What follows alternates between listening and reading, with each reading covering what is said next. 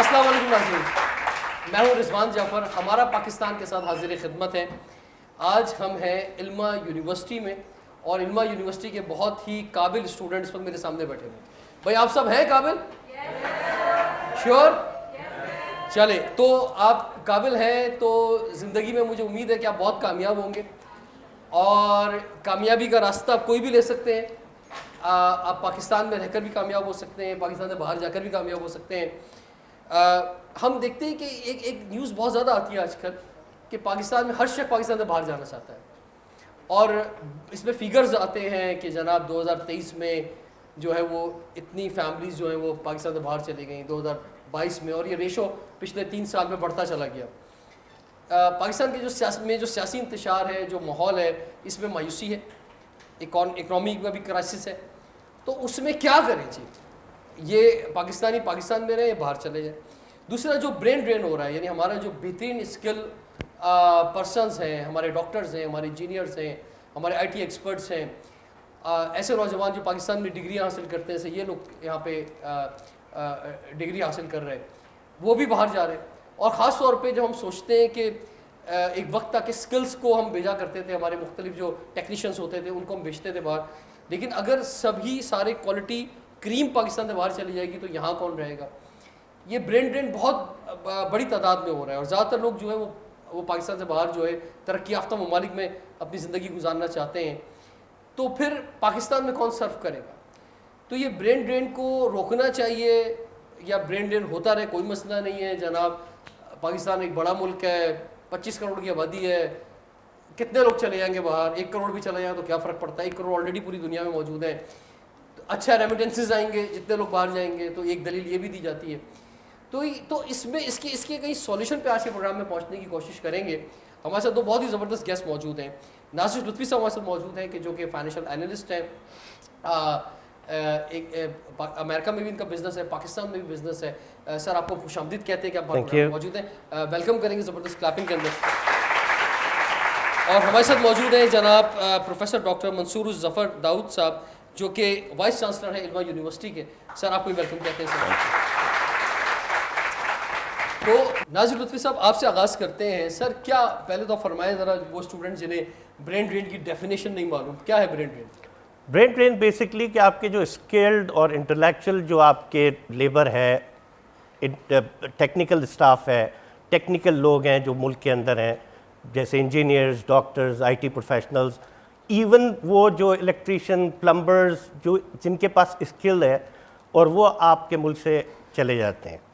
और इसमें बहुत बड़ा फ़र्क जो आप अभी डिस्कस कर रहे थे कि जाना चाहिए कि नहीं जाना चाहिए, तो उसमें मैं एक ऐड कर दूं कि इंडिया और अगर हम पाकिस्तान का मुआवजा करें कि पूरी दुनिया में जब आप जाते हैं, मैं तकरीबन 19 मुल्कों में काम किया हूं, तो सबसे ज़्यादा आपको इंडियन नज़र आते हैं। ऑफ कोर्स उनकी पॉपुलेशन बहुत ज़्यादा है, लेकिन उनके जो एजुकेशन इंस्टीट्यूशन है वो तकरीबन 7,000 से ज़्यादा उनकी यूनिवर्सिटीज़ हैं। तो एक ऐसा इंस्टीट्यूशन जहाँ 7,000 यूनिवर्सिटीज़ हों, अगर वो कुछ ब्रेन ड्रेन हो भी जाता है और वो आपको फॉरेन एक्सचेंज में आपके मुल्क को सपोर्ट करता है, तो वो इतना बुरा नहीं है एज़ कम्पेयर टू पाकिस्तान जहाँ आपके पास 100 यूनिवर्सिटीज़ भी नहीं है। उधर से अगर आपका सारा ब्रेन ड्रेन होके चला जाएगा तो पाकिस्तान में काम करने के लिए क्या जाएगा? हाँ, अब एक और जो आता है कि पाकिस्तान में अपॉर्चुनिटीज़ नहीं है कि जो इन बच्चों के लिए जो पढ़ लेते हैं वो उनके लिए अपॉर्चुनिटीज़ नहीं है। वो अपॉर्चुनिटीज़ कैसे क्रिएट की जाए? यूजुअली वी डिस्कस अबाउट के क्या क्या प्रॉब्लम्स हैं, मगर उसका सलूशन के बारे में हम कभी बात नहीं करते कि उनकी सलूशन क्या है। आई ऑलवेज थिंक अबाउट कि जी कोई प्रॉब्लम है तो उस प्रॉब्लम को सॉल्व किस तरह किया जाएगा। तो सबसे पहले तो आपको अपॉर्चुनिटीज़ क्रिएट करनी है, और क्रिएट करने के लिए आप क्या क्या करेंगे वो इकदाम होने चाहिए। फिर आपकी जो आपने भी बात की थी कि जी इनस्टेबिलिटी जो है मुल्क के अंदर, फिर आपका इन्फ्लेशन एक बहुत बड़ा फैक्टर है पाकिस्तान में कि एक आदमी जो 40,000 रुपये कमा रहा है उसकी वैल्यू 2 साल के बाद 25,000 रह जाती है, तो वो ही कैन नॉट अफोर्ड। अब एक बच्चा जो MBA करके या मास्टर्स करके या इंजीनियर या डॉक्टर बन के आया है, 60,000 रुपये 70,000 रुपये भी अगर उसे मैक्सिमम सैलरी मिलती है, तो मेरा नहीं ख्याल कि वो एक डिसेंट लिविंग पाकिस्तान के अंदर कर सकता है। तो वो हमेशा ही ऑलवेज लुक फॉरवर्ड कि जी मैं कहाँ जा सकता हूँ, कहाँ मैं ग्रोथ मुझे मिल सकती है, और ना सिर्फ ग्रोथ मिल सकती है अपनी ग्रोथ के लिए नहीं, अपनी फैमिली के लिए। ये बच्चे सारे पढ़ते हैं, उनकी एक ख्वाहिश होती है कि मेरे माँ बाप ने बड़ी मेहनत की है, उन्होंने हमें तालीम दी है, और उसके बाद हम क्या कर सकते हैं उनके लिए। तो उस के लिए ये पाकिस्तान से जाते हैं। ऑफ कोर्स फिर वहाँ वो फैसिलिटीज़ मिल जाती हैं उनको। जी डॉक्टर साहब। अब सवाल ये पैदा होता है कि ब्रेन ड्रेन हो रहा है, बिल्कुल हो रहा है। कितना हो रहा है? बहुत ज़्यादा हो रहा है। यानी मैं आपको बताऊं कि अभी जो हमारा कॉन्वोकेशन हुआ तो मेरे ख़ास तौर पे जितने ग्रेजुएट्स डिग्री लेने आते हैं यहाँ पे अपनी ओरिजिनल डिग्री, तो उनके साथ मैं 1-to-1 मीटिंग करता हूँ, ताकि थोड़ा सा इनके जाते हुए, इसे आप एग्ज़िट मीटिंग कह लीजिए या जो भी कहिए। तो तकरीबन मैं समझता हूँ कि 90% स्टूडेंट्स जब मैंने बात की कि आप क्या करना चाहते हैं, तो ज़्यादातर लोगों ने कहा कि हम बाहर जाना चाहते हैं। जो एक अलार्मिंग सिचुएशन है, जो कि जाहिर बात है खाली यहाँ पे ही नहीं बल्कि आप ओवरऑल पाकिस्तान में देखें तो ये चीज़ है। अब इसके ये तो हो रहा है। और ब्रेन ड्रेन की जब आप बात करते हैं, जब ड्रेन की बात करते हैं और आपकी कोई कीमती चीज़ ड्रेन में चली जाए, तो डेफिनेटली आप कोशिश करते हैं कि उस कीमती चीज़ को बचाने के लिए अपने ड्रेनेज सिस्टम को बेहतर करें कि आपकी कोई कीमती चीज़ गलती से या किसी भी वजह से उसमें ना जा सके। लेकिन मसला ये है कि हमें पता है कि ब्रेन एक इतनी कीमती चीज़, जिसकी डेफिनेशन भाई साहब ने की अभी, और वो कीमती चीज़ ड्रेन में जा रही है, लेकिन उस ड्रेनेज को हम सहीदा नहीं कर रहे। उस ड्रेनेज के लिए हम कोई प्रिकॉशंस नहीं ले रहे। उस चीज़ को, जो कीमती चीज़ है, उसको बचाने के लिए हम कोई इक़दाम नहीं कर रहे। हम बात करते हैं, जैसे सर ने बात की कि पॉलिटिकल सिचुएशन है, बिल्कुल है। इकनॉमिकल सिचुएशन है, बिल्कुल है। इसमें कोई दो राय नहीं है।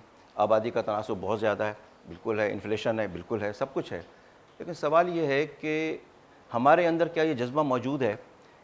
यूथ इतनी बड़ी तादाद में यहाँ बैठी हुई है कि हमारे अंदर जज्बा, क्या इनके अंदर ये शऊर हमने पैदा किया है कि वतन से मोहब्बत भी कोई चीज़ है?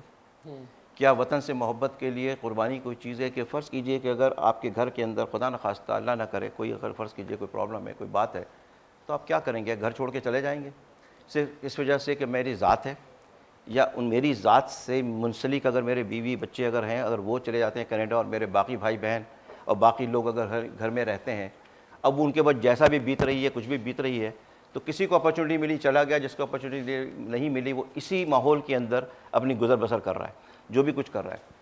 सवाल ये पैदा होता है कि जितने लोग यहाँ से फिर बाहर जाते हैं, वो करते हैं, फिर जब उनसे बात होती है तो वो एक बात कहते हैं, अरे यार पाकिस्तान ठीक नहीं है। मेरा सवाल सिर्फ एक है कि पाकिस्तान को कौन ठीक करेगा? मैं आपको बताऊँ, मैंने अपनी पूरी तालीम अमेरिका में हासिल की। वहाँ से वापस आया। मुझसे किसी ने पूछा कि आप वापस जाएंगे? मैंने कहा यस, मैं वापस जाऊँगा, क्योंकि अपनी अपनी सोच है। तो उन्होंने कहा कि भाई क्यों जाना चाहते हैं वापस? मैंने कहा ठीक है, हम पढ़ाई के लिए आ सकते हैं, टेक्नोलॉजी डेवलपमेंट के लिए आ सकते हैं, इल्म हासिल करने के लिए आ सकते हैं, लेकिन क्या कहीं हमारे मुल्क को भी हमारी ज़रूरत है या नहीं है, किसी भी हैसियत से? तो क्या हमारी जो यूथ है, इसको ये सोचना पड़ेगा कि हम शिकवे कर रहे हैं कि भाई हमारे पास ये सारी चीज़ें मौजूद हैं, गवर्नेंस अच्छी नहीं। गवर्नेंस कौन चला रहा है? Political system. इस चीज़ को सीधा कौन करेगा? मैं आपको यहाँ पे एक मिसाल देता हूँ मलेशिया की। आप मलेशिया की अगर आप देखिए कि मलेशिया को अगर आप चले जाइए 70s के अंदर, तो उस ज़माने में गुर्बत, आपको शायद पता ना हो कि उस ज़माने में गुर्बत वहाँ पे इतनी थी, जहाँ पे पाकिस्तान जो था वो इमदाद देता था मलेशिया को, और उनके पास सिर्फ रबर के एक्सपोर्ट के अलावा कोई दूसरी एक्सपोर्ट नहीं थी, एक महदूद पैमाने के ऊपर करते थे। लेकिन वहाँ से देखिए उन्हीं अवाम में से, और वहाँ पे भी इन्फ्लेशन भी था, चीज़ें भी थीं, पॉलिटिकल इनस्टेबिलिटी भी बहुत थी। यहाँ पे जितने आपके प्रॉब्लम्स हैं पॉलिटिकल के हवाले से, वहाँ पॉलिटिकल के हवाले से देखें तो मैं समझता हूँ कि बहुत ज़्यादा प्रॉब्लम थी। लेकिन उसमें से ही, उसी यूथ में से एक बंदा निकला, महातिर मोहम्मद, और उस ज़माने में भी यही हो रहा था कि जितने लोग पढ़ लिख जाते थे वो सारे के सारे बाहर जाते थे। लेकिन महातिर मोहम्मद एक डॉक्टर था, गरीब घराने से निकला, डॉक्टर बना, और डॉक्टर बनने के बाद उस ज़माने में हर बंदा बाहर जाता था। जब उससे पूछा गया कि आप बाहर जाएंगे, तो उसने कहा नहीं, मैं बाहर नहीं जाऊँगा। कहने लगे भाई आप क्यों नहीं बाहर जाएंगे? कहने लगे मैं अगर बाहर जाऊँगा तो मैं सिर्फ अपनी ज़ात के नफ़े के लिए जाऊँगा, अपनी ज़ात के मफाद के लिए जाऊँगा, अपने लिए, अपने बच्चों के लिए, अपने घर के लिए, अपने इसके लिए बात करूँगा। लेकिन मेरी इस पीछे नेशन का क्या होगा? लिहाजा मैं नहीं जाऊँगा, मैं यहाँ रह के, क्योंकि आपको अगर किसी कीचड़ को साफ़ करना है तो आपको कीचड़ में उतरना पड़ेगा। आप किनारे पे खड़े होकर कभी कीचड़ को साफ़ नहीं कर सकते। अब वो कैसे उतरें, क्या करें, उसको आपको देखना पड़ेगा। महातिर मोहम्मद ने अपने आप को वक्त किया, काम किया, बेहतर किया। और आप देखिए कि आज महातिर मोहम्मद के मलेशिया को आप जाके देखिए कि आज हर तीसरा बंदा वहाँ की यूनिवर्सिटी से जो है मास्टर्स करना चाहता है, पीएचडी करना चाहता है, और उसको सही मानों में अच्छी बात की आपने। मगर जो दुख की जी मुझे कंप्लीट कर रहा जी तो बात ये होती है कि वहीं से एक बंदा निकला और उसने अपने मास्टर को सीधा किया, सारी चीज़ें की। तो हम इतने डिसहार्टेड हैं, क्यों हम इतने डिप्रेस्ड हैं, क्यों हमें इतनी परेशानियां हैं कि भाई आप ये देखिए हमसे सर, ये मेरे ख्याल से मैं थोड़ा सा यहाँ रुकूंगा, हाँ। क्योंकि टाइम ब्रेक का भी हो रहा है। और मैं ये जो क्यों हमारा इतनी मायूसी है, हाँ। ये जो आपने बात की ना, तो ये जो नौजवान सामने बैठे, मैं इन्हीं से जानना चाहूँगा, ठीक है, कि हाँ, भाई बिल्कुल। इनसे ज़रा इनसे सवाल लेते हैं ना, हाँ, इनके हाँ, ख्यालात हाँ, जानते हैं, हाँ। उसका आप जवाब दीजिएगा कि भाई ये इतनी मायूसी आखिर वजह क्या है? क्या वजह है कि आप पाकिस्तान से या पाकिस्तान के मुस्तकबिल से इतना ज़्यादा मायूस हैं कि आप बोलते हैं कि यार यहाँ कुछ नहीं बदलेगा, कुछ बेहतर नहीं होगा, जो चल रहा है 76 साल से वही चलता रहेगा। तो इसलिए बेहतर यही है कि मैं कुर्बानी देने के बजाय इस और अगर मैं भी सिस्टम में चला गया, मुझे भी वही करप्शन करनी पड़ेगी, वही बेईमानी करनी पड़ेगी, वही मैं ठीक नहीं कर सकूंगा चीज़ों के अंदर। तो बेहतर है कि मैं खुद जो हूँ वो इस सिस्टम से निकल जाऊँ, इस गंद से निकल जाऊँ और कहीं बाहर चला जाऊँ। ये सोच है सर, और बहुत अफसोसनाक सोच है, लेकिन ऐसी सोच क्यों है, मैं इनसे जानूंगा ब्रेक के बाद। देखते रहिए प्रोग्राम हमारा पास।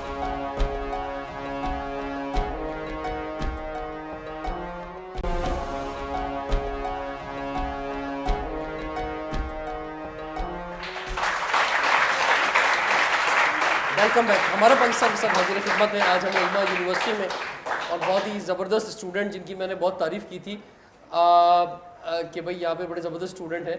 स्टूडेंट तो ज़बरदस्त हैं, लेकिन ये कुछ बोलने को तैयार नहीं है। और इस वक्त सूरत हाल ये है कि पाकिस्तान में हम तो हर हफ्ते ही 2 यूनिवर्सिटीज़ में जाते हैं। पाकिस्तान के नौजवान जो है वो बोलना भूल गए हैं। वो ना बोलना जानते हैं, ना आवाज़ उठाना जानते हैं, ना चिल्लाना जानते हैं, ना अपने हक़ के नहीं बोलना जानते हैं। और उसकी वजह क्या है? उसकी वजह सिर्फ यही है कि ये अंदर से इतने डरे हुए हैं, इतने सहमे हुए हैं कि इनकी आवाज़ें जो है ना वो गायब हो गई हैं। इस वक्त ये सूरत हाल है पाकिस्तान की। जी, फिर भी चलें, कुछ अगर कुछ बोलना चाह रहे हैं तो बताइए। जी फरमाइए। मैं इस टॉपिक पर ये बात करना चाहती हूँ कि अगर हम जैसे स्टूडेंट्स हैं, अगर हम यहाँ से डिग्री लेके पास आउट भी होते हैं, तो आपको पता है कि हम स्टूडेंट्स हैं, तो ऑब्वियसली हमारे पास एक्सपीरियंस नहीं है किसी भी चीज़ का, या तो हम इंटर्नशिप करके आगे जाएंगे। लेकिन मैंने ये देखा है कि अगर आप किसी चीज़ के लिए अप्लाई भी करना चाहते हो, तो वहाँ पर आपकी रिक्वायरमेंट्स में लिखा होता है कि 2-3 साल का एक्सपीरियंस चाहिए होगा, तभी आप अप्लाई कर सकते हो, अदरवाइज़ नहीं कर सकते। तो मैं ये चाहती हूँ कि अगर स्टूडेंट है तो वो इस अपॉर्चुनिटी को कैसे अवेल कर सके। और दूसरी बात ये है कि पाकिस्तान की अगर बात की जाए, यहाँ पर अगर यहाँ की सड़कों की बात की जाए, तो एज बीइंग अ स्टूडेंट मैंने खुद यानी कि मैं अपने असाइनमेंट को अगर शूट करने के लिए मैं किसी सड़क पे जाती हूँ अपने मेंबर्स के साथ, तो मैंने वहाँ पर देखा है कि मैं वहाँ पर बिल्कुल आराम से शूट नहीं कर सकती। आसपास के लोग जो हैं वो मतलब बहुत ज़्यादा अनकंफर्टेबल फील कराते हैं। और ऐसा भी होता है कि अगर आप अपना कैमरा लेकर, अपना फ़ोन लेके बाहर निकलते हो, तो वहाँ पर जो स्नैचर्स होते हैं वो फ़ौरन से आपको देख लेते हैं और आ जाते हैं। तो आप बहुत अनकंफर्टेबल यहाँ की सड़कों पर फील करते हो। ये चीज़ मैंने बहुत ज़्यादा महसूस की है। और दूसरी बात ये, अगर हम पाकिस्तान में बैठ कर बाहर काम करना चाहते हैं, तो हमारे पास जितने भी अकाउंट्स हैं जहाँ से हम अपना विड्रॉल ले सकते हैं, जैसे पायनियर हो गया, पेपाल हो गया, तो हम वहाँ पर हमें बहुत ज़्यादा कॉम्प्लिकेशंस का सामना करना पड़ता है। तो मेरा ये सवाल है कि इन सब चीज़ों को हम कैसे टारगेट करें कि हम अपॉर्चुनिटीज़ को अवेल कर सकें। Thank you. अच्छा, जी, नंबर 1 जो आपने बात की कि एक्सपीरियंस नहीं है, आज के दौर में जो नया दौर आईटी का आया है, इसके अंदर अब ना तो डिग्रियों की वो वैल्यू रही है जो पहले होती थी, अब स्किल्स की होती है। अगर आप देखें, अगर आपने स्किल्स हासिल कर ली, अब अगर आप अमेरिका, यूरोप में कहीं भी जाएं, तो वो आपसे ये नहीं पूछते कि आपका क्या एक्सपीरियंस है, वो आपको एक प्रोजेक्ट दे देते हैं और कहते हैं ये करके दिखा दीजिए। अगर आप कर देते हैं आपको जॉब मिल जाएगी। सो एक्सपीरियंस का वो वाला, अगर आप ड्यूरिंग एजुकेशन अपनी स्किल्स को इतना इन्हेंस कर लें कि आपको कोई प्रॉब्लम ना हो, तो वो इशू नहीं आएगा। ये बात करनी है कि कहीं जाती हैं, कहीं वीडियो बनाती हैं, स्ट्रीट क्राइम इतना है, सिक्योर फील नहीं करती। राइट, स्ट्रीट क्राइम ये एक और बहुत बड़ा इशू है पाकिस्तान के अंदर कि जो लोग पाकिस्तान में रहते हैं, मतलब वो अच्छी जॉब भी कर रहे हो, सारी चीज़ें भी, मतलब ऐसे बेशुमार मैंने प्रोफेशनल्स को देखा अमेरिका में कि उनसे बोला कि मल्टीनेशनल ऑर्गेनाइजेशन में काम करते थे, अच्छी सैलरीज थी 5-5, 6-6 लाख रुपए, और वो अमेरिका चले गए। तो उन्होंने कहा भाई प्रॉब्लम ये नहीं कि मेरी तनख्वाह से मुझे कोई इशू नहीं था, या महंगाई से भी मेरा इशू नहीं था। इशू ये था कि मैं घर से बाहर निकलता था तो सिक्योर नहीं था, मेरे बच्चे सिक्योर नहीं थे, मुझसे कोई छीन ले क्या। तो मुझे एक अनसर्टेनिटी पे घर पहुंचा तो गैस नहीं, बिजली नहीं, पानी नहीं, ये वो इश्यूज हैं, बेसिक इश्यूज हैं जो किसी भी माशरे के लिए बहुत इंपॉर्टेंट है। फिर मैं डॉक्टर साहब की बात को थोड़ा सा आगे बढ़ाऊंगा कि जो बता रहे थे कि मलेशिया किस तरह ग्रो किया है। 1970 और 80s में पाकिस्तान में ये पूरे रीजन के बच्चे पढ़ने आते थे। ये कराची यूनिवर्सिटी, एनएडी यूनिवर्सिटी, इन सब यूनिवर्सिटीज़ में फ़लस्तीन से, जॉर्डन से, सऊदी अरब से, कतर से, ओमान से, मलेशिया से, इंडोनेशिया से और अफ्रीकन कंट्री से ये भरे हुए थे। जो अब हमारे बच्चे मलेशिया जाते हैं पढ़ने के लिए, हमारे बच्चे उन मुल्कों में जाने लगे, तो क्या मतलब क्या है, क्यों जाते हैं? सर, क्या हमारा डिक्लाइन हुआ है, हमारा डिक्लाइन हुआ है। मतलब हमारे डिक्लाइन से आप बहुत सी चीज़ों से देखते हैं। अगर मैं फाइनेंशियल साइड से देखूं तो अगर आप देखें तो 1 रुपये 10 पैसे का एक इंडियन रुपी था जो आज 4 रुपए के करीब है। 1 रुपये में 4 थाई बात आते थे, राइट, जो आज 7 रुपए का है। 1 रुपये में 2 बांग्लादेशी टका था जो अब 3 रुपए के करीब पहुंच गया, 3+। तो आप सोच सकते हैं कि हमारी डिक्लाइन हुई है। हमें उसको किस तरह करना है वो बहुत ज़रूरी है। जो आपने बात की, मुल्क की मोहब्बत बहुत ज़रूरी है, मगर हम उसको कैसे हासिल करेंगे, क्या स्किल्स चाहिए हमें कि हम कैसे वो स्किल्स हासिल करें कि हम कंट्रीब्यूट कर सकें। हमारे बच्चों में एक और जो बहुत बड़ा इशू है वो ये है कि हमें वो स्किल हम डेवलप नहीं करते और हम एक्सपेक्ट करते हैं कि हमें मिले। ठीक, इस पर हम आएंगे सर। जी डॉक्टर साहब, आप जरा थोड़ा जवाब देते हैं जरा। देखें, बात यह है कि आपका कहना यह है कि मोहब्बत, मुल्क की मोहब्बत जो है सिर्फ वो ज़रूरी नहीं है। मैं समझता हूँ कि कहीं आगे बढ़ने के लिए जब तक आप मुल्क से मोहब्बत नहीं करेंगे ना, आप उस मुल्क के लिए आप सोच भी नहीं सकते कि इसमें तरक्की होनी चाहिए। आप अपने घर से मोहब्बत करते हैं, हर बंदा अपने घर से मोहब्बत करता है। जब मोहब्बत करता है तो अपने घर की बेहतरी के लिए कुछ ना कुछ तजावीज़ अपने बड़ों को भी देता है। उसके अंदर अगर ख़ुद कोई कंट्रीब्यूशन करना चाहे वो भी करता है, ताकि वो जिस घर में मौजूद है उस घर के अंदर कोई ना कोई बेहतरी आए। अब अगर हम यहाँ से अपने मुल्क को भी अगर हम अपना घर समझें और अपने मुल्क से मोहब्बत को अपना शार बना लें, अपने दिल में उतार लें, तो मैं समझता हूँ कहीं ना कहीं फिर ये सोच आएगी कि यार ये जो मुल्क है इसके अंदर ही हम रह के, जैसे मैंने बात की कि आप किसी चीज़ को ठीक करेंगे तो आपको उसके अंदर रहना पड़ेगा। सर कुछ और सवालात लेते हैं। जी फरमाइए, क्या समझते हैं, क्या चीज़ें आपको मायूस करती हैं पाकिस्तान के अंदर, या क्या चीज़ें आपको इंस्पायर करती हैं, आपको मोटिवेशन देती हैं कि जनाब यहीं रहना चाहेंगे और यहाँ हम ज़्यादा कामयाब हो सकते हैं? जी सर, तो यहाँ पे सबसे पहले हमें मायूस करती है यहाँ की गवर्नमेंट। फिर गवर्नमेंट के बाद आप आ जाओ तो यहाँ का एजुकेशन सिस्टम, क्योंकि यहाँ के एजुकेशन सिस्टम ने भी कभी किसी स्टूडेंट को सपोर्ट नहीं किया और ना यहाँ की कभी गवर्नमेंट ने किसी को यहाँ पे सपोर्ट किया। और अगर इसके बाद आप करोगे यहाँ पे रुकने की क्या वजह है, तो सर सिर्फ पैसा ना होना यहाँ रुकने की वजह है। अगर मैं गारंटी कह सकता हूँ अगर यहाँ पे सब स्टूडेंट्स के पास पैसा हो ना, सब पहली फुर्सत में जो है पाकिस्तान से बाहर चले जाएंगे। ये है मेरा एक कोई एक्सेप्ट नहीं कर रहा आपकी बात पे?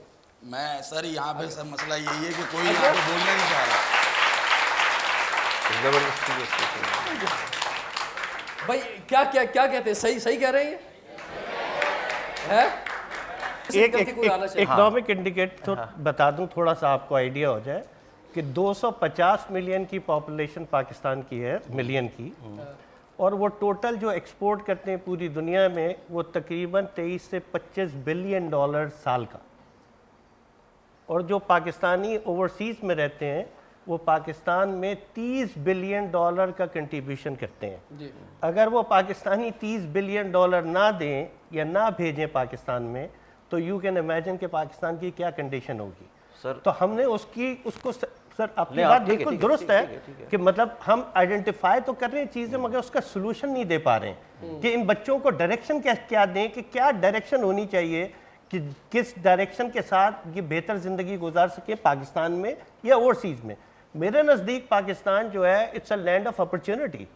लैंड ऑफ अपॉर्चुनिटी उन किसके लिए है सबसे इंपॉर्टेंट? सर एक रुक जाए, ये बहुत इंपॉर्टेंट बात है क्योंकि टाइम एक ब्रेक का हो रहा है।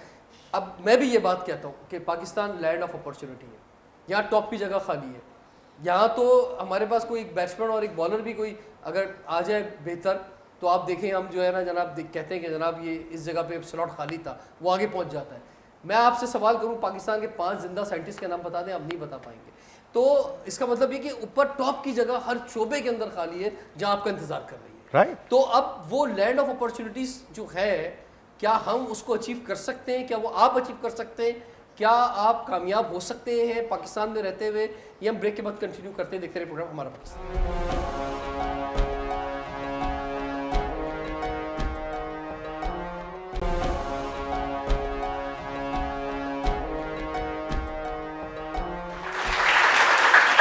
वेलकम बैक, हमारा पाकिस्तान के साथ हाजिर है। आज हमें इल्मा यूनिवर्सिटी में और सवाल लेकर आए हैं ब्रेन ड्रेन का।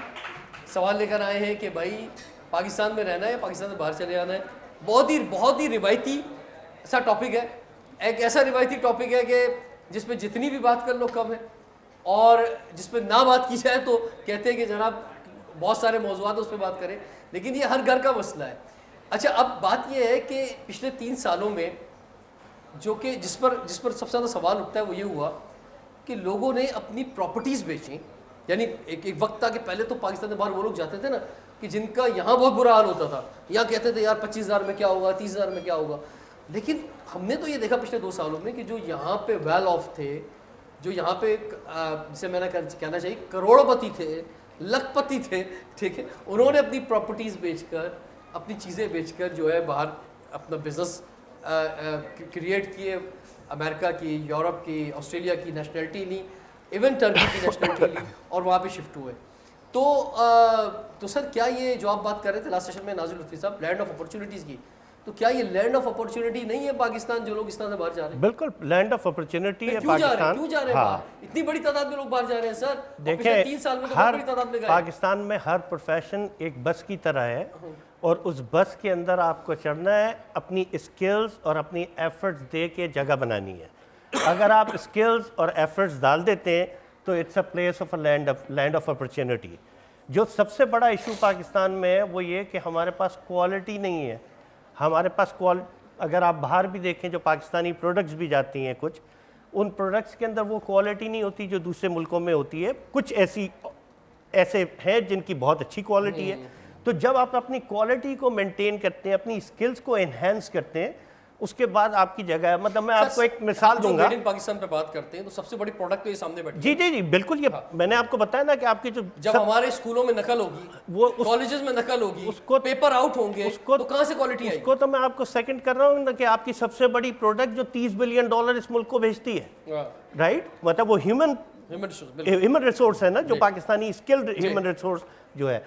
देखें पाकिस्तान के अंदर अगर आप गवर्नमेंट ऑर्गेनाइजेशंस को हटा दें, कोई भी प्राइवेट ऑर्गेनाइजेशन देखें, अगर कोई कहे कि वहाँ पे मुझे अपॉर्चुनिटी या किसी ऐसी मेरे साथ इंसाफ नहीं होता, तो मैं उसे मानने के लिए बिल्कुल तैयार नहीं हूँ। अगर आपके पास स्किल्स है, कोई एक बिज़नेस, मेरा बिज़नेस है, अगर कोई मुझे आके कहता है आपके बिज़नेस को मैं बेहतर कर सकता हूँ, तो मैं ये नहीं देखूँगा वो कौन है, किस शहर से है, किस मज़हब से है, किस नस्ल से है। या आप अगर बीमार होता है आपके घर में, तो आप ये नहीं मालूम करते कि ये किस मज़हब से है, ये डॉक्टर, या किस शहर से, या क्या मेरी उससे है। आप टैलेंट की तरफ जाते हैं। तो प्राइवेट ऑर्गेनाइजेशंस में हमेशा ओपनिंग्स हैं, और जो भी टैलेंटेड लोग हैं उनको अगर आप कुछ उस ऑर्गेनाइजेशन को दे सकते हैं तो वो ऑर्गेनाइजेशन आपको लेने के लिए फौरी तैयार है। लेकिन अगर आप गवर्नमेंट ऑर्गेनाइजेशंस की तरफ जाएंगे तो मेरे नज़दीक उन गवर्नमेंट ऑर्गेनाइजेशन में इतना इनकम भी नहीं है कि आदमी जो है इज्जत से कमा सके जब तक वो अनफेयर मीन्स यूज़ ना करे, राइट। तो जो लोग टैलेंटेड हैं, जिनके पास स्किल्स हैं, उनके पास अपॉर्चुनिटी है, मगर you have to get the quality चाहिए। आपको कह रहे हैं क्वालिटी चाहिए, क्वालिटी नहीं आ पा रही जी, क्वालिटी नहीं आती। ठीक है, जैसे बहुत सारे न्यूज़ चैनल्स हैं और भी बहुत सारी जगहें हैं, वहाँ पे भी उर्दू बोलने वालों को इतनी अहमियत नहीं दी जाती। मैंने बहुत सारी जगहों पे बहुत सारे काम करने की कोशिश की है। मैं अपने एक्सपीरियंस से एक बात बता रही हूँ कि जो लोग उर्दू बोलते हैं उनके पास चाहे डिग्री हो, चाहे कोई भी हुनर हो, लेकिन उनको फिर भी एक डाउनफॉल दिया जाता है कि आप बोलने से क्या मुराद है? आप कह रही हैं कि अंग्रेजी बोलने वालों को दिया जाती है? नहीं, उर्दू बोलने से मुराद है कि सर उर्दू बोलने वाले का मतलब आप उर्दू स्पीकिंग माजूर की बात कर रही हैं, ठीक है, आप बोलें। जो उर्दू स्पीकिंग है, जो उर्दू बोलने वाले हैं, उनको फिर भी एक डाउनफॉल का सामना करना पड़ता है। उनको चाहे वो डिग्री होल्डर हो, चाहे वो कुछ भी हो, उनके पास अगर डिग्री एक हाई लेवल की है तो उनको बिल्कुल ही ज़ीरो पे लाकर खड़ा कर दिया जाता है कि आप यहाँ से स्टार्ट करें, फिर आप उस लेवल तक पहुँचिए। वैसे ऐसा अगर है भी, फर्ज करें ऐसा भी है, तो फिर इसका हल क्या है? इसका हल सिर्फ ये कि आपने हिम्मत नहीं हारनी है। और मिसालें मौजूद हैं उर्दू बोलने वालों की, जिन्हें आप महाजिर भी कहते हैं, वो टॉप लेवल पे पहुँचे हर जगह पे, ठीक है, ये कैपिटल था और एक वक्त था 1960 तक ये मुल्क तरक्की कर रहा था। इस मुल्क को, इसकी ब्यूरोक्रेसी को वही लोग चला रहे थे, मुल्क आगे जा रहा था। आज मुल्क पीछे गया है, तो उसमें अगर पीछे गया है तो उसमें अगर उर्दू बोलने वालों को पीछे किया है तो उससे उर्दू बोलने वाले पीछे नहीं गए, मुल्क पीछे गया है। तो अगर अब मुल्क को आगे लेके जाना है तो उर्दू बोलने वालों को आगे लाना पड़ेगा ताकि मुल्क आगे जाए, और जाएगा। आप कैसे होप पैदा करना चाहेंगे हमारे यंगस्टर्स में कि नहीं यार चीज़ें बेहतर होंगी, बेहतर चीज़ें हो सकती? देखिए, सोच आपकी जब डेवलप होगी कि जब आप मुबारकबाद देने के लिए जब जाते हैं, किसी की इमिग्रेशन हो जाती है तो रिश्तेदार, दोस्त, अहबाब उनको मुबारकबाद देने जाते हैं। जहाँ अफसोस का मकाम होना चाहिए कि आपकी फैमिली एक माइग्रेट करके जा रही है, वहाँ पे क्यों वो अपॉर्चुनिटीज़ क्रिएट नहीं कर सके। जब बच्चे पढ़ने के लिए जा रहे हैं तो हम जाके मिठाई और फूल पर चढ़ाते हैं कि जी बच्चा जा रहा है हमारा बाहर अमेरिका पढ़ने के लिए, राइट। ऐसे इंस्टीट्यूशन क्यों नहीं डेवलप कर सके कि वो यहाँ पे ऐसे वो एजुकेशन हासिल करें। तो ये जब तक हम उन चीज़ों के ऊपर अफसोस करने की बजाय खुश होते रहेंगे, जब तक हालात बिगड़े रहेंगे और ऐसे ही चलते रहेंगे। हमको इन चीज़ों को कंडेम करना चाहिए।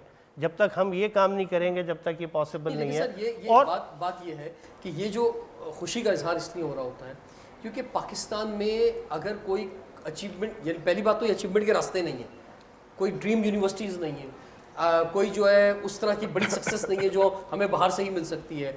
अगर हो भी जाए तो आगे वो इंडस्ट्री नहीं है, हमने वो सनत लगाई ही नहीं है कि जिसमें हमारे टॉप लेवल के लोगों को या इवन हमारे जो बाहर बच्चे पढ़ रहे हैं वो उनकी खपत हो सके। वो जाएंगे कहाँ? अगर ये क्वालिटी, आप कहते हैं क्वालिटी प्रोडक्ट नहीं है नौजवान जो है, भाई अगर क्वालिटी प्रोडक्ट बन भी जाएंगे तो उसका इस्तेमाल कैसे करेंगे आप? अरे जब आपका सिस्टम तो इसी तरह चेंज होगा ना कि एजुकेशन सिस्टम से ही आपका चेंज होगा। जब स्किल डेवलप करने के लिए जाएंगे, जब आप अपनी सारे ब्रेन को ही बाहर भेज देंगे, जिस तरह मैंने आपको बताया कि आप टॉप यूनिवर्सिटीज़ में एडमिशन लें, आपकी फाइनेंशियल कंडीशन जैसी भी हो, अमेरिकन एम्बेसी आपको रिफ्यूज़ नहीं करती। क्यों नहीं करती? क्योंकि आप बेस्ट ब्रेन है और उनको आपका ब्रेन चाहिए, राइट। तो क्वेश्चन ये है कि हम ऐसे उन चीज़ों के ऊपर जो हम करने के लिए जा रहे हैं, अगर हम वो यहाँ ही पे प्रोवाइड कर दिया जाए पाकिस्तान के अंदर, तो हम उसमें बेहतरी ला सकते हैं। जिस तरह मैंने आपको बताया, जो अब बाहर से पाकिस्तान, अमेरिका, यूरोप और बाकी एरिया से पाकिस्तान में कैसे आप लोगों को, पाकिस्तानियों को बुलाएंगे, राइट। उनको क्या क्या चीज़ें चाहिए, आपको ये सोचना है ना। क्या अच्छा सर, मैं एक ऑन अ लाइटर नोट ये मुझे बताए ना कि आप वहाँ भी रहते हैं, अमेरिका में भी रहते हैं, यहाँ भी रहते हैं, 6 महीने वहाँ पर हैं, 6 महीने यहाँ पर हैं, लाइफ कहाँ पे ज़्यादा मज़ेदार है? देखिए, प्रायोरिटीज़ के ऊपर डिपेंड करता है कि क्या प्रायोरिटी। अगर आपको आराम चाहिए, सुकून चाहिए, स्ट्रेसलेस चाहिए, तो वो अमेरिका बहुत बेहतर है। लेकिन जहाँ आपको अपनी फैमिली चाहिए, अपने दोस्त अहबाब चाहिए, वो सारी चीज़ें, तो वो और जी उसके बाद क्या होता है? किसके बाद? भाई लाइफ गुजर गई, उसके बाद जब आमतौर पे ये देखा गया है कि जितने लोग भी बाहर हैं, लाइफ सारी वो एंजॉय करते हैं, लेकिन मरना अपनी मिट्टी में चाहते हैं, दफन होना अपनी मिट्टी में चाहते हैं। उनकी आखिरी ख्वाहिश होती है कि मैं याद रखूँ। तो मैं उनके लिए कहता हूँ कि भाई आपने जब अपनी चॉइस के ऊपर जाके उस मुल्क की इमिग्रेशन ली और आपने सारी जवानी, सारी ज़िंदगी आपने सिर्फ उसको एंजॉय किया, तो हमें आपकी लाश की ज़रूरत नहीं है, हमें आपकी मैयत की ज़रूरत नहीं है। उनके बच्चे दफन होने के लिए आ जाए। तो सवाल ये है कि हम उसकी बात कर रहे हैं, उसके बाद क्या होगा? आपकी जो खासतौर पर नेक्स्ट जनरेशन है, उस पर ही बहुत बड़ा सवाल है। क्या आपके बच्चे जो हैं वो उस तरह से आप उनकी परवरिश कर पाते हैं वहाँ पर? क्या वो आपके हाथों में रह पाते हैं? मेरा नज़दीक अगर उनकी मैयत की ज़रूरत नहीं है तो उनके $30 बिलियन जो पाकिस्तान को सपोर्ट करते हैं, उनकी भी ज़रूरत नहीं होनी चाहिए। सवाल इतना ये नहीं है कि उनका वो तो आए, बिल्कुल आए, मगर मैं ये कहता हूँ कि भाई जब उनकी ख्वाहिश होती है, हम थोड़ी कहते हैं कि वो मैयत यहाँ लेके आए, मगर वो अपनी ख्वाहिश कहते हैं कि यार बेटा हमें जो है ना, जब हम मर जाए तो हमारी मैयत किसी तरह से वहाँ पहुँचा दें, हमारी 2 गज ज़मीन में जो अपने वतन के मिल जाए। उसका ये रीज़न नहीं, उसका रीज़न ये कि वहाँ $12,000 से $15,000 दफनाने में लग जाते हैं और पाकिस्तान में वही काम 50-60 हज़ार में हो जाता है। ये रीज़न है, वो ये रीज़न नहीं है। कहीं तो पाकिस्तान को आपने ऊपर किया, कहीं तो आपने एक अपॉर्चुनिटी दी। लेकिन बहरहाल मैं सिर्फ कंक्लूडिंग रिमार्क्स में आपका कह दूँ कि देखिए बात ये होती है कि अपॉर्चुनिटीज़ जो है ना, वो हम सिर्फ जाते हैं, हम कहते हैं कि हम जॉब सीकर बने हुए हैं, हम सिर्फ जॉब सीकर बने हुए हैं, क्योंकि आजकल ज़माना जो है वो एंटरप्रेन्योर का हो गया है। आप लोग जॉब सीकर के बजाय जॉब क्रिएटर क्यों नहीं बनते? आप अपनी माइंड सेट को क्यों नहीं ये सोचते हैं कि अब मैं अगर ये पढ़ रहा हूँ, सब कुछ कर रहा हूँ, तो मैं क्यों नहीं ऐसी जॉब क्रिएट करूँ जिसमें मेरे साथ साथ कम से कम मैं 4 मजीद लोगों को जॉब जो है वो प्रोवाइड कर सकता हूँ। उसके लिए स्किल्स चाहिए ना, वही है तो ना बात कर रहे हैं हम कि नहीं, स्किल्स वही मैं चाहिए। ठीक है, वो स्किल हम मतलब डेवलप क्या कर रहे हैं। क्या यूनिवर्सिटी वो स्किल्स देती दे है रही कि है, वो बिल्कुल दे रही है सर। तो हम ही नहीं कर रहे, बाकी सारी यूनिवर्सिटीज़ भी कर रही सर हैं। Thank you very much, Thank you. बहुत बहुत शुक्रिया कि आपने ज़बरदस्त ख्यालात का इजहार किया। Thank you. बात ये है कि ये सब्जेक्ट ऐसा है कि अगर हमारे नौजवानों की आंखों में आपने पॉजिटिविटी डालनी है, मस्बत रुझान और सोच डालनी है, ख्वाब देने हैं, तो उसमें सबसे बड़ा रोल यकीनी तौर पे हुकूमत और रियासत का है और उन्होंने एक्शंस लेने होंगे। वीसी साहब ने हमें बताया कि यूनिवर्सिटीज़ लेवल पे बहुत से एक्शंस लिए जा रहे हैं, लिए गए हैं, बहुत अच्छी बात है सर। बस बहुत एमरजेंसी बुनियादों पर, जिस तरह आपने कहा, लेने होंगे। एक तालीमी एमरजेंसी जो है वो प्राइम मिनिस्टर ने भी लगाई है आउट ऑफ स्कूल्स बच्चों के हवाले से, वो भी लेनी होगी। हमें अपनी जो एक एक इंडिविजुअल है उसके बारे में सोचना होगा। जब हम उनके बारे में सोचेंगे और वो एक्शन ग्राउंड लेवल पे नज़र आएगा तो उस एक्शन की वजह से वो उम्मीद पैदा होगी कि जिस पर ये यहाँ रुकेंगे पाकिस्तान में और ये बेस्ट जो है वो डिलीवर करेंगे। और सबसे बड़ी बात ये कि ये हम सब की जिम्मेदारी बनती है, हमारी यूनिवर्सिटीज़ की, हमारी हुकूमतों की, और ख़ास तौर पर सूबाई हुकूमतें, बड़ा इंपॉर्टेंट रोल है उनका, कि वो बेस्ट क्वालिटी प्रोडक्ट क्रिएट करें ग्रास रूट लेवल से, बच्चों के लेवल से लेके टॉप यूनिवर्सिटी और हायर एजुकेशन तक। अगर हमारी ये बेस्ट क्वालिटी प्रोडक्ट्स निकलेंगी तो वो इतनी पाकिस्तान की बड़ी आबादी है तो वो उसका फ़ायदा पाकिस्तान को भी पहुंचेगा और दुनिया में भी टॉप इदारों के अंदर पाकिस्तान के लोग होंगे। इस टॉपिक को हम ओपन रखते हैं अभी और हम आपको दावत देते हैं कि आप इस पर अपने कमेंट्स जो हैं वो भेजें और इसको हम पाकिस्तान की डिफरेंट यूनिवर्सिटीज़ में कोशिश करेंगे कि इस टॉपिक को लेके जाएं और वहाँ के स्टूडेंट्स और वहाँ के जो फैकल्टी है उनसे भी इस पर बात कर सकें। रिजवान जाफर इजाज़त दीजिए, देखते रहिए प्रोग्राम हमारा पास।